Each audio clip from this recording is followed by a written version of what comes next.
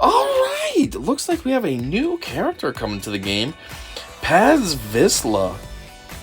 On a side note, why is the picture so small? Usually this is full screen, and like, why is this so tiny? Anyhow, though, Vizsla, I think it's a pretty good option to come to the game. All these shows that keep coming out, I keep thinking, I wonder if they're going to bring this one. I wonder if they're going to bring this one. And I thought about Vizsla, because he seemed like a Mandalorian tank, which is kind of cool. And here he is.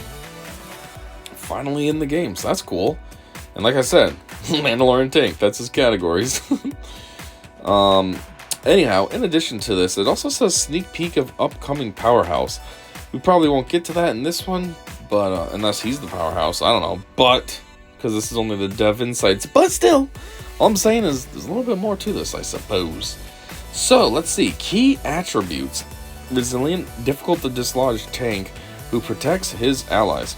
You know what could really even be more of a pain in the dick? If he really is a pretty solid tank, and you couple him with the armorer, like, man, that can be problematic. Moderate to high damage output for a tank makes him difficult to ignore. Yeah, for some reason tanks usually, well, especially in the beginning of the game, they kind of change now. A lot of tanks are pretty good, but in the beginning of the game, you know, tanks were like Royal Guard, Jedi Knight Guardian, Mace before his rework. Not like his rework is much better, but still. But yeah, they're always just like super crappy offense. They just had high health and defense. So that's probably why they're saying that moderate to high damage for a tank. Build and spend playstyle using his overheat resource. I probably read that wrong because that made no sense. Build and spend playstyle using his overheat resource. Nope, still makes no sense. Required for the upcoming Bo-Katan Mandalore epic confrontation.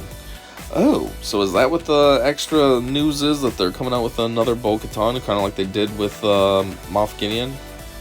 That could be kind of cool, I guess, maybe. Inspiration. Okay, they have spoilers. Don't really know what the spoiler would be, but sure, let's just take a look. From his on-screen scenes in The Mandalorian, in particular Season 3, where we see him protecting other Mandalorians by bringing his arsenal to bear. Alright, couple things. First off, it says in particular Season 3. I think that's the only season that he's in so far. And second, why is that a spoiler? That's not spoiling anything. Even though we never actually see Paz use his flamethrower in any of his appearances, we wanted to make sure it was part of his kit, as it is a prominent part of his arsenal.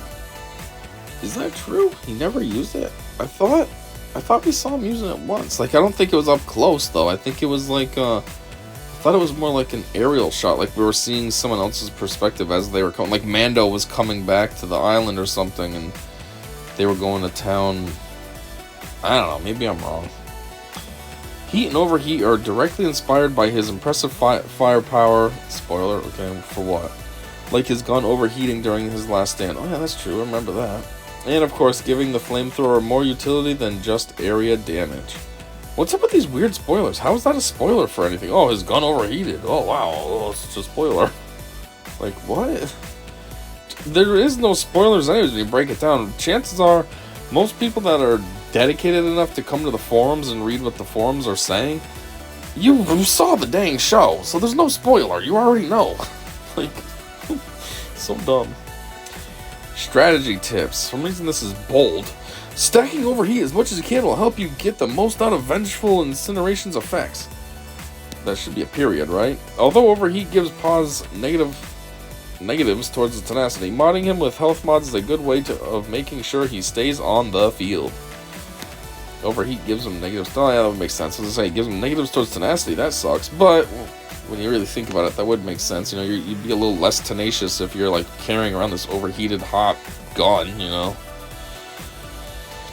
And now here's the weird fact that doesn't make any sense because we haven't even seen the kit reveal yet. So how is fact here? You know what I mean? How is it posted right up here before the kit, for one? And for two, how is it even a thing when you're just releasing the kit reveal now? But sure. Anyways, it says fact. Somehow these are frequently asked. Why does Paz recover, or how do you say his name? Paz recover health and gain damage immunity when he gets knocked to 1% health when he's about to be defeated in his upcoming turn anyways? What? There are several edge cases that come up during playtesting for this bonus turn, which would deny it from happening, as he'd be insta-defeated from damage over time, for example. And it was just a tremendous feel-bad moment. Although there are instances where this can still happen, these effects are intended to give him a better chance at achieving his full cool moment. What's that? Using one of his specials? Does heat expire? No, it can only stack to it can only stack to 10, but then persists until pause, Paz, whatever, is defeated. Does overheat expire? No, it can only... Oh, I just read... What? Oh, I see. Never mind. I thought I was reading the same thing again. I'm not. No, it can only stack to 20, but then persists until Paz is defeated or his second special, Vengeful Incineration, is used. For his basic and first special, do the effects of heat and overheat stack, or are they exclusive? They will stack! So, for example, on his basic ability, if Paz has 10 stacks of heat and 20 stacks of overheat, he would benefit from both effects listed on his basic for having 5 plus stacks of heat and 1 plus stack of overheat. Well, that's kind of weird. 1 plus stack of overheat, but you can get up to 20. You'd think that would be a little bit higher, like 5 plus, not the other one that only goes up to 10. It's kind of backwards. Why are all these questions here? This isn't a Q&A. How do heat and overheat work together? Paz gains the heat buff by using his basic ability, Stalwart Barrage. Someone else has that too, right? His first special ability, Ancestral Broadside. And when he loses stacks of Resilient Defense, heat stacks up to 10 and gives Paz additional potency for each stack. Additionally, Stalwart Barrage, whatever, and Ancestral Broadside gain different effects based on the number of heat stacks he has. When Paz is at max heat stacks, 10, instead of Stalwart Barrage, Ancestral Broadside, and losing stacks of Resilient Defense generating heat, they will now instead generate a new debuff, Overheat.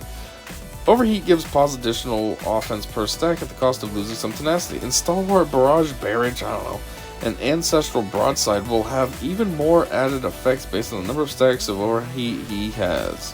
And finally, his second special ability, Vengeful Incineration, can dump his stacks of overheat for bonus damage. What is all these fucking questions? How do you acquire Paz Vizsla? They are a marquee character. Fuck you and your dumb they. He is a marquee character. Does this version dispense candy from his neck? You are confusing this with character with Pez Vizsla. Here we go. Pointless question. This isn't even a real fucking Q&A and you're still putting dumb questions in there. How is that frequently asked? You're telling me people ask this all the time? Does he have candy come out of his neck? Bo-Katan Mandalore high-level character preview. Bo will heavily interact with true damage, so characters like Paz Vizsla and the Mandalorian Beskar Armor will synergize with her. Additionally, Bo will introduce a new stacking locked buff for light side Mandalorians that increases their defense and health, which will make Paz very, very, very tanky. Once the whole squad is assembled, they will be able to compete with Galactic Legends and Grand Arena with Bo's Omicrons. So what, is she also going to be a Conquest character? And this was in Grand Arena? Huh. That's a first, I think. With the Omicrons and an upcoming Datacron affix, Bo will be a powerhouse to be reckoned with. Okay, maybe, but you're also being extremely application specific. Like you need to have her Omicrons, which means in Grand Arena, and then she's gonna have a Datacron. It's not like she's just a powerhouse naturally. You're gonna throw her in Squad Arena or something. Anyway, Bo will unlock a 7-star from her event and will not require shipment currencies to finish her shards like you did for General Skywalker and Malak. Feel free to spend your gets. Well, that's good. Skywalker and Malak, though, was annoying. First off, their events sucked. And then you unlock them only at 5-star, and then you need to build up this currency and spend it so you can get them to 7-star. It's ridiculous.